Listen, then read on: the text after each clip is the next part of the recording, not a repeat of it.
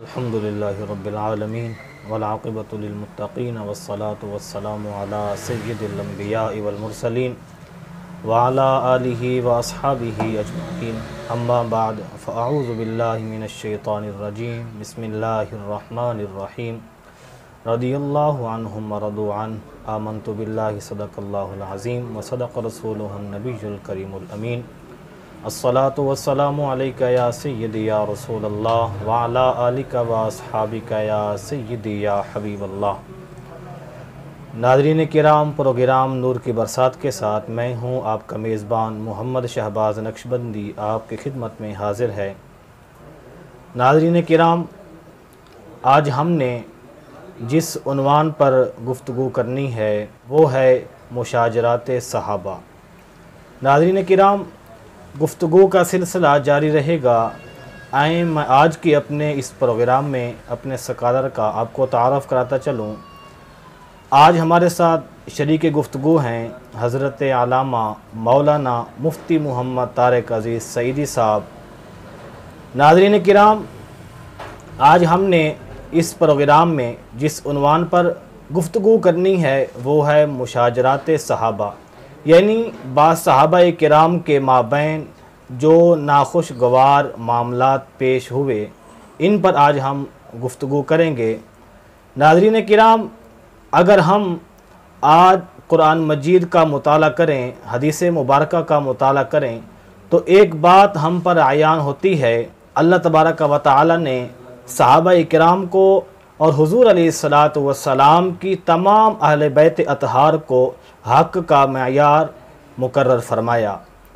हुज़ूर अलैहिस्सलातु वस्सलाम के तमाम सहाबा किराम आदिल हैं और हुज़ूर अलैहिस्सलातु वस्सलाम की अहले बैत अतहार के तमाम अफराद आदिल हैं और हम सब को इनकी पैरवी करने के लिए दीन इस्लाम ने, अल्लाह तबारक व तआला ने, हुज़ूर अलैहिस्सलातु वस्सलाम ने हुक्म बयान फरमाया।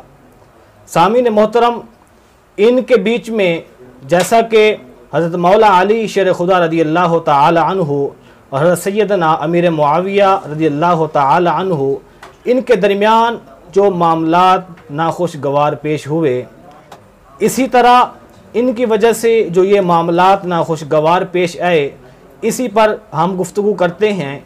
तो आइए मैं किबला मुफ्ती साहब से ये रिक्वेस्ट करूँगा कि इस मामलात में जो सहाबा किराम रिदवानुल्लाह ताला अलैहिम अजमाइन में ये जो नाखुशगवार मामलात दरपेश हुए, इनको मुशाजरात क्यों कहा जाता है, इनको इख्तलाफ क्यों नहीं कहा जाता, इस पर ज़रा रोशनी डालें।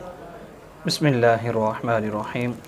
जी बहुत शुक्रिया किबला पीर साहब, बहुत ही अहम मौजू पर आज आपने लबकुशाई फरमाई। सहाबा किराम अलैहिम रिदवान के दरमियान जो नाखुशगवार कुछ मामलात पेश है, इसको ना तो आपस का झगड़ा माज़ल्ला कहा जाता है, ना इख्तलाफ कहा जाता है, ना कोई लड़ाई झगड़ा।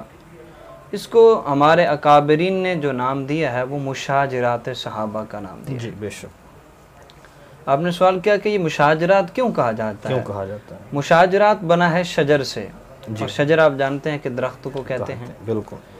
और दरख्त की अगर टहनियाँ ज़रा घनी हों तो आपने बगौर देखा होगा कि वो एक दूसरे के अंदर इस तरह घुसी होती हैं। बेशक। और जिस तरह वो एक दूसरे के अंदर घुसी जितना ज़्यादा हो उतना दरख्त वो घना होता है। बेशक। जितना दरख्त ज़्यादा घना हो उतनी छाँव उसकी ज़्यादा घनी होती है, ठंडी होती है, मीठी होती है। जितनी ज़्यादा छाँव ठंडी और मीठी होगी उतने लोग ज़्यादा उसके नीचे आकर बैठेंगे, उससे फैज़ लेंगे, वहाँ पर राहत और सुकून का सांस लेंगे। इसी वजह से सहाबा कराम को मुशाजरात इसलिए इन मामलात को कहा गया क्योंकि सहाबा मेरे आका के सब आदिल हैं। बेशक, सुभान अल्लाह। सारे मामलात में दर हकीकत इस्लाम का निखार करना लाजमी था। बेशक। उसके लिए ये सारे मामलात पेश आए। इस्लाम के हक और बातिल और इसके दरमियान जो मामलात हैं, हर एक को वाज़े तौर पर, चूंकि ये दीन इस्लाम वाहिद इस्लाम है जो प्रैक्टिकल दीन है, यानी प्रैक्टिकल करके दिखाया गया है। तो इसीलिए ये सारे मामलात आए। और मुशाजरात इसलिए कहा जाता है कि चाहे अगरचे उनके माबैन आपस में बज़ाहिर कोई एक नाखुशगवार मामलात पेश है, लेकिन उसकी बरकत इतनी है और उसका फैजान और रहमतें इतनी हैं कि हर इंसान को उससे भी जो है वो हिदायत और रहनुमाई मिलती है। सुभान अल्लाह। इसलिए जो है इनको मुशाजरात कहा जाता है। सुभान अल्लाह, माशा। जी नाज़रीन किराम, आपने समात फरमाया किबला मुफ्ती साहब बड़े ही इल्मी गुफ्तगू फरमा रहे थे। तो सहाबा इकराम रिदवानुल्लाह ताला अलैहिम अजमाइन के अंदर बाद सहाबा में जो नाखुशगवार मामला पेश है उनको मुशाजरात सहाबा क्यों कहा जाता है? आपने समात फरमाया जी किबला अल्लामा साहब हुज़ूर अलैहिस्सलातु वस्सलाम के तमाम सहाबा आदिल हैं और हुज़ूर अलैहिस्सलातु वस्सलाम की तमाम अहले बैत अतहार आदिल हैं। तो फिर जो हज़रत मौला अली शेर खुदा रदी अल्लाह ताला अन्हु और हज़रत सैयदना अमीर मुआविया रदी अल्लाह ताला अन्हु के दरमियान जो मामला नाखुशगवारी वाला मामला बना, तो ये मामला दरपेश आए, इनकी असल वजह क्या थी? क्योंकि बाज़ लोग हज़रत सैयदना अमीर मुआविया रदी अल्लाह ताला अन्हु पर बातें उठाते हैं और बाज़ लोग सैयदना मौला अली शेर खुदा रदी अल्लाह ताला अन्हु पर बोलते हुए नज़र आते हैं। तो इसकी असल हकीकत क्या है, ये क्या मामला है, ज़रा इस पर वज़ाहत फरमाएं। हज़रत सैयदना मौला अली मुश्किल कुशा शेर खुदा रदी अल्लाह ताला अन्हु और सैयदना अमीर मुआविया रदी अल्लाह ताला अन्हु के दरमियान जो मामलात पेश है वो दर हकीकत मसला था खून हज़रत उस्मान गनी रदी अल्लाह ताला अन्हु का। जी, अलबिदाया व निहाया उठा के देख लें, अलकामिल फ़ी तारीख़ उठा कर देख लें, तारीख़ तबरी उठा कर देख लें, तमाम मोतबर तरीन कुतुब तारीख़ के अंदर ये चीज़ बयान है और कुतुब हदीस में भी बाज़ मकामात पर इसको बयान किया गया कि दर हकीकत जब हज़रत सैयद उस्मान गनी रदी अल्लाह ताला अन्हु की शहादत हुई और फिर खिलाफत हज़रत मौला अली ने संभाली, तो अब हज़रत अमीर मुआविया रदी अल्लाह ताला अन्हु ये चाहते थे कि पहले खून उस्मान का क़िसास लिया जाए फिर हुकूमत चलाई जाए जी। और मौला अली मुश्किल कुशा रदी अल्लाह ताला अन्हु ये चाहते थे कि पहले हुकूमत को मुस्तहकम किया जाए, चूँकि बीच के अंदर फितने बड़े आ गए थे जिसकी वजह से हज़रत सैयद उस्मान गनी की शहादत हुई। हुकूमत कहीं जो है वो मुतज़ब्ज़ब का शिकार ना हो जाए, खुदा ना खास्ता। वो चाहते थे कि पहले इसको मजबूत किया जाए फिर जो है खून उस्मान का क़िसास लिया जाए। हकीकत में मसला ये था। फिर बीच में जो लोग आए और कुछ इधर जाके कुछ कहते थे, उधर जाके कुछ कहते। हज़रत अमीर मुआविया फरमाते वो नहीं अपनी तरफ से कुछ और आके मौला अली को फरमाते, जो मौला अली फरमाते वो नहीं कुछ और अपनी तरफ से लगाकर हज़रत सैयदना अमीर मुआविया को जाकर वो कह देते। इस वजह से कुछ मामलात और भी इसके अंदर जो है वो हवा आई। हज़रत उस्मान गनी रदी अल्लाह ताला अन्हु के क़िसास की वजह से हज़रत अमीर मुआविया के पास कुरान की आयत थी जी कि कुरान कहता है कि पहले क़िसास है और आम ज़ात भी नहीं, खलीफतुल मुस्लिमीन है, ज़ुन्नुरैन हैं, आका के दामाद हैं, उनका क़िसास वो कहते थे सबसे अहम है। हुकूमत आनी जानी चीज़ है लेकिन खलीफतुल मुस्लिमीन का क़िसास। हज़रत मौला अली फरमाते थे कि हुकूमत चूँकि इस्लामी हुकूमत है, आम हुकूमत की बात तो है ही नहीं, ये तो जो है वो मदीने की रियासत की बात है, इसका तहफ़्फ़ुज़ ज़्यादा लाजमी है। और इस मामले में हम जो है अहले सुन्नत के नज़दीक हक़ पर हज़रत मौला अली हैं और हज़रत सैयदना अमीर मुआविया जो है वो इज्तिहादी ख़ता पर हम उनको महमूल करते हैं। और इसमें भी इसलिए हम मौला अली को हक़ पर समझते हैं चूँकि वो खलीफा हैं, बेशक। और खलीफे को ये इख्तियार शरीयत देती है अगर वो चाहे तो कुछ मामलात को, क़िसास को या दीगर मामलात जो अदालती हैं उनके अंदर ताख़ीर कर सकती है, मुअख्खर वो कर सकता है। खलीफा मुस्लिम को ये खालिक के कायनात के प्यारे दीन ने जो है वो ये इजाज़त अता फरमाई है। तो चूँकि वो खलीफा राशिद थे, हक़ थे, और जो है इस वजह से उनको हम हक़ पर इस सिलसिले में मानते हैं। सुभान अल्लाह। अच्छा हुजूर, ये सैयदना अमीर मुआविया रदियल्लाहु ताला अन्हु, हज़रत मौला अली शेर खुदा रदियल्लाहु ताला अन्हु, इनके अंदर जो जंग हुई, खुदा रदियल्लाहु ताला अन्हु के साथी खुद अमीर मुआविया रदियल्लाहु ताला अन्हु के साथियों के हाथों कत्ल हुए। इसी तरह हज़रत अमीर मुआविया रदियल्लाहु ताला अन्हु के साथी हज़रत मौला अली रदियल्लाहु ताला अन्हु के साथियों के हाथों ये कत्ल हुए। तो अब इनमें से जन्नती कौन है? क्योंकि बाज़ लोग हज़रत अमीर मुआविया रदियल्लाहु ताला अन्हु के साथी हज़रत मौला अली शेर खुदा रदियल्लाहु ताला अन्हु को गलत कहते हैं और वो जो है ना इनको गलत कहते हैं।